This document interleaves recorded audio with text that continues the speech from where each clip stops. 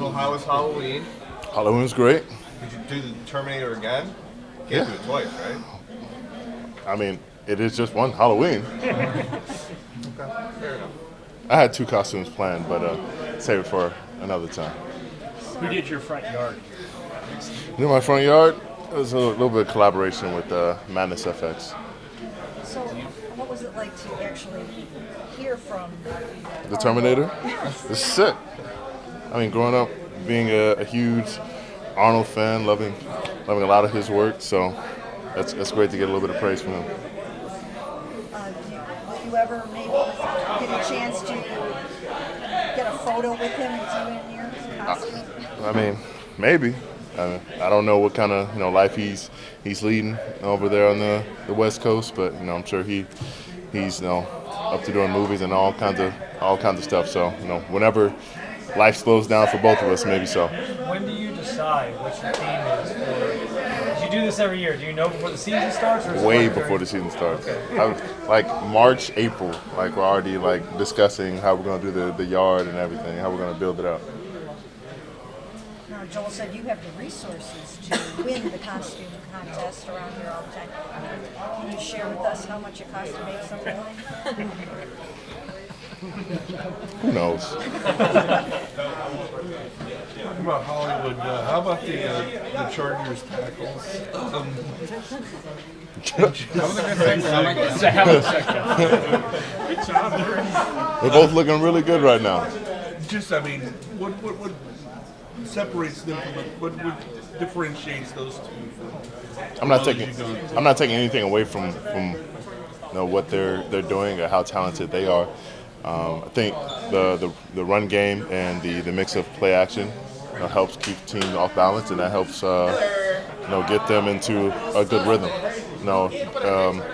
That run pass option gets guys a little bit out of that rush mindset, and I think that lets them be a little bit more susceptible. Those guys also handling business when they have to. So it's a combination of both. First of all, you're piling up the sacks. I think it's been 4 games since you had one. First of all, do you get frustrated by that? I mean, yeah, but it's part of the game. It's not the entirety of the position and what it's called to do. Getting pressure, getting disruptions, and making plays all across the field. That has to be the mentality when the sacks aren't there, when teams are doing everything to keep me from being on the stat sheet in that particular column. I got to fill up the column in other ways. And when you talk about the balance that the Chargers have that helps out their tackles, how important is it to have 3rd and longs and being a lead in the fourth quarter where all you have to worry about is going after the quarter? I mean, that would be huge. That's not something they particularly have wanted to do all year. So they played a little bit more of a ground game, a little bit more conservative, and got to get them on 2nd long, 3rd and long, so we can really pin our ears back and take control of the game.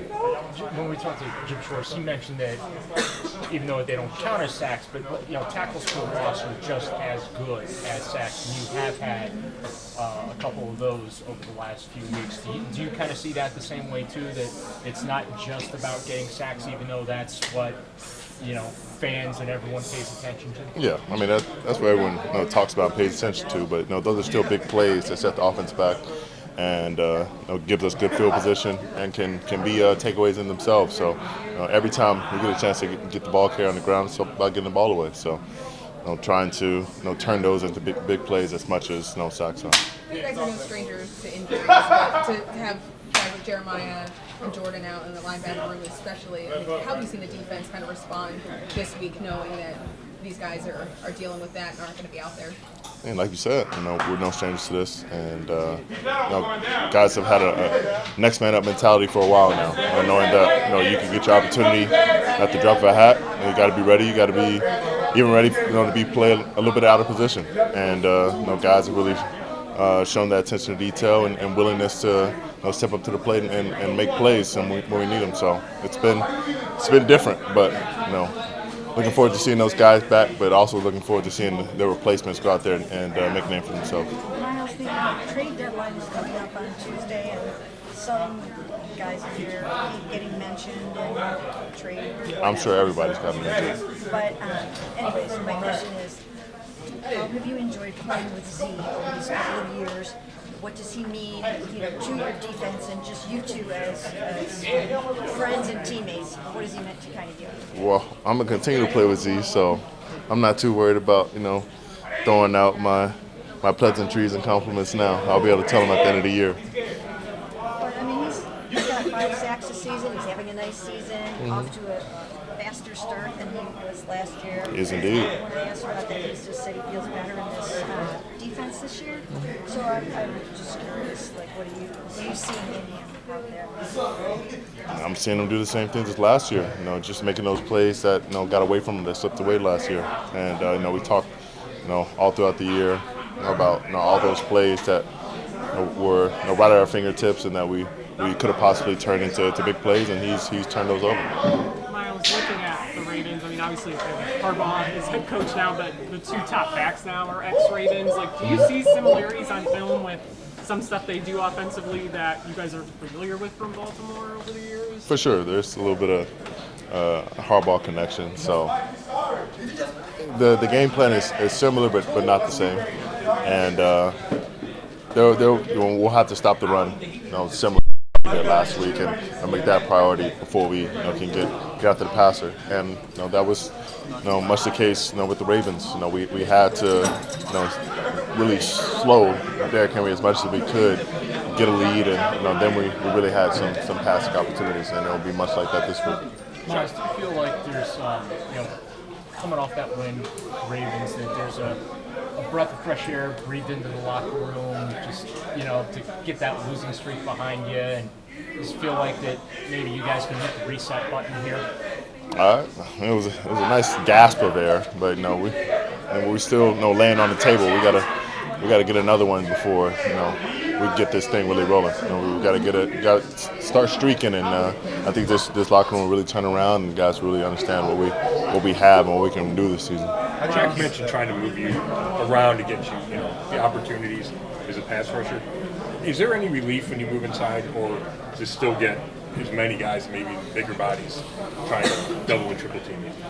I don't particularly care where I'm lined up, and as long as I can find a spot where I can get ahead of steam, I can get rolling, I get a move off before I get clipped, chipped, or whatever. That's what I'm looking forward to. If that's not going to be what I get that day, then it's what it is. It's got to find a way to win. But whether it's inside or outside, I'm going to go out there and try to make a play. Myles, along the lines of just like the mentality of the locker room after the win last week, just how much can this one, with the bye week looming, chance for you guys to kind of get off your feet and sort of find a home stretch, if you will, that waits on the other side? How much can this one kind of set the tone for what awaits you guys the rest of the way to get this one? I think this one, when we get this one, it'll completely change the atmosphere around the team. So I think this is a big one for us, and we have to go ahead and secure this, go into the bye week, recover, get some guys back, and then go into these next weeks knowing that they're pretty much all playoff games. How do you keep that intensity coming off that rest on your board? You look at our record and realize we got a long way to go, but it's only one at a time. You got to take it one practice day at a time, one meeting at a time, and then take all that to game day and execute. What can you say about Justin Herbert's arm talent and just how well he's doing? I mean, as far as arm talent, he's one of the very best in the league, and he's feeling a lot healthier, a lot more willing to scramble and use his legs. He's strong in the pocket. He's got a strong presence in there.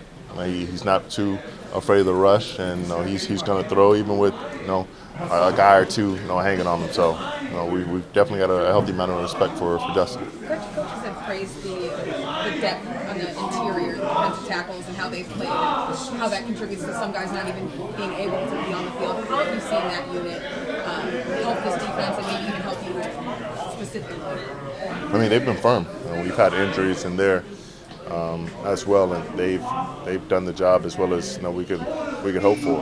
Whether that's run or pass. So continue to get those guys healthy, feeling good, and put them in position to win. But they've been taking on double teams and getting off blocks better than we've seen them before. So I was super proud of those guys.